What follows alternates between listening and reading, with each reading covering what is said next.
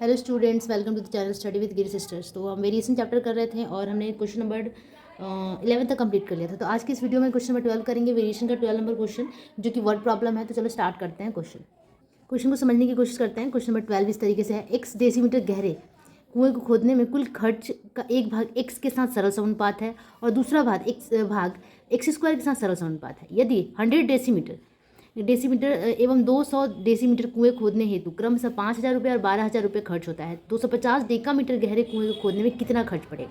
तो हमारे पास गिवन बहुत सारी चीज़ें हैं। हमारे पास सबसे पहले क्या दिया हुआ, x डेसीमीटर गहरा कुआं, मतलब जो कुएं की गहराई है उसको x के फॉर्म में लिखना है। और y क्या है, y भी यहाँ पे दिया हुआ था, एक मिनट, ठीक है। तो यहाँ पे जो कुएं की गहराई है वो x के फॉर्म में दिया हुआ है। और दूसरा एक और चीज़ दिया हुआ है, गहराई तो दी हुई है इतना डेसीमीटर, ठीक है। साथ में ही जो खर्च है खोदने में जो खर्चा होता है वो भी दिया हुआ है। तो उसे हम y के फॉर्म में यहाँ पे मान लेंगे, क्योंकि इसका दो पार्ट है। चलो मैं क्वेश्चन को जब बताऊँगी तो और क्लियर होगा, तो उसे लिख के ही बताती हूँ मैं। इस तरीके से कुआं है, ठीक है। अब उसका जो गहराई है उसे x के फॉर्म में लिखा हुआ है, ठीक है। तो x के फॉर्म में लिखा हुआ है, इसका गहराई लिखा हुआ है, to dig a well of x decimeter deep one part and the total expense varies with the x and the other part is varies directly with the x square, ठीक है। तो सबसे पहले तो हम मान लेंगे कि टोटल एक्सपेंस जो है वो है y, क्योंकि यहाँ पे एक्सपेंस दिया नहीं है उस तरीके से, तो एक्सपेंस को हम y मान लेते हैं। और हमारा जो गहराई है कि टोटल डीप जो गहराई है उसे हम क्या मान लेंगे, x के फॉर्म में, तो वो तो दिया ही हुआ है, ठीक है। तो जैसे जैसे क्वेश्चन को बनाएंगे और आपको क्लियर होगा। गिवन क्या है, length of the well is x decimeter, ये गिवन है, ठीक है। Total expense to dig a well, मतलब कि खुदाई करने में, इस पूरे कुएं की खुदाई करने में जो टोटल खर्चा हुआ कितना है, इतना रुपीज़ है, वाई रुपीज़ है। अब इस वाई रुपीज़ के दो पार्ट है, Y is equal to part, दो पार्ट में बांट दिया गया है और एक पार्ट के साथ एक्स समानुपाती है और दूसरे पार्ट के साथ एक्स स्क्वायर समानुपाती है, ठीक है। तो एक्चुअली क्वेश्चन क्या कह रहा है कि जो ये पूरा है ना कुआं खोदना है, ठीक है, कुआं खोदना है और जो कुआं खोदने में खर्चा है उसको दो भाग में बांट दिया है। तो टोटल एक्सपेंस हमने वाई मान लिया और वाई को दो भाग में बांट दिया कि let Y is equal to A plus B, ठीक है। तो जो ए पार्ट है, जैसे कि क्वेश्चन कह रहा है, जो ये ए पार्ट है वो एक्स के साथ समानुपाती है और जो बी पार्ट है वो एक्स स्क्वायर के साथ समानुपाती है, यही क्वेश्चन में कहा गया है। ए क्या है, directly proportional with X and B is directly proportional to X square है, ठीक है। तो इसके हेल्प से हम आगे बढ़ेंगे। Let A and B is part of expense लिख सकते हैं, ठीक है। तो ये एक पार्ट ऑफ एक्सपेंस था, इसलिए हमने Y is equal to A plus B दिया है। अब क्वेश्चन क्या कह रहा है, नाउ अकॉर्डिंग टू क्वेश्चन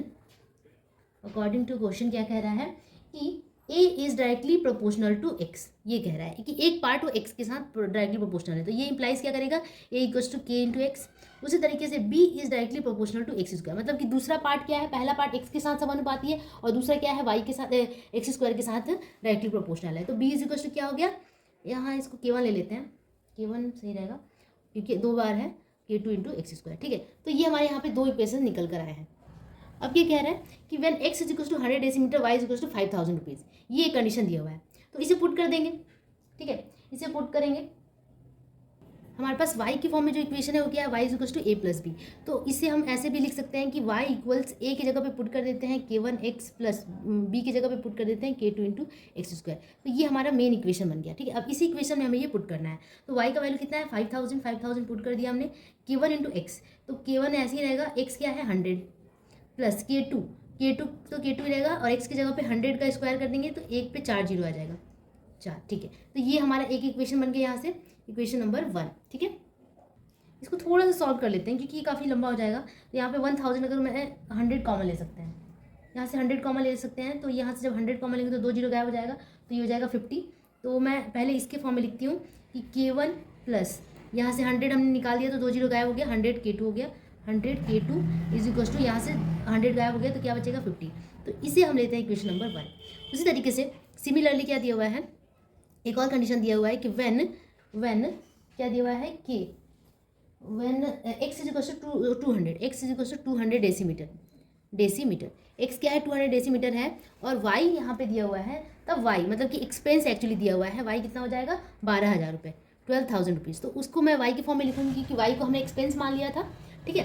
तो अब पुट कर देते हैं फिर से इसी इक्वेशन में, इस वाली इक्वेशन में y है 12,000, k1 क्या है, k1 है हमारा यहाँ पे कुछ भी नहीं, पुट कर दो, x का वैल्यू है 200 प्लस k2, x का वैल्यू है 200 का स्क्वायर यानी कि 4 पे 4 जीरो, ठीक है।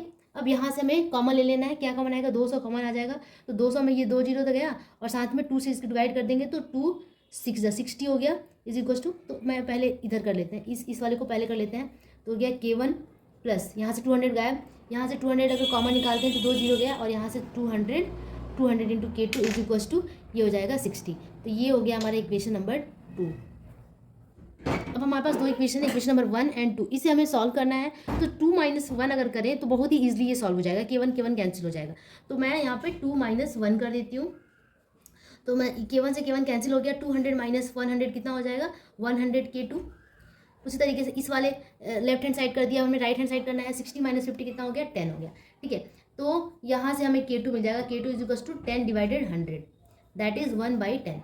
तो K2 का वैल्यू हमने निकाल लिया। उसी तरीके से हमें अब क्या करना है, K1 का वैल्यू निकालना है। तो किसी भी एक इक्वेशन में पुट कर देते हैं, तो फ्रॉम इक्वेशन 1 ले लेते हैं कि फ्रॉम इक्वेशन 1 की हेल्प लेते हैं। तो यहाँ से K2 का वैल्यू पुट करेंगे तो K2 का जैसे यहाँ पे क्या हो गया K1 प्लस 100 इंटू K2 की जगह पे 1/10 इज इक्वल टू 50।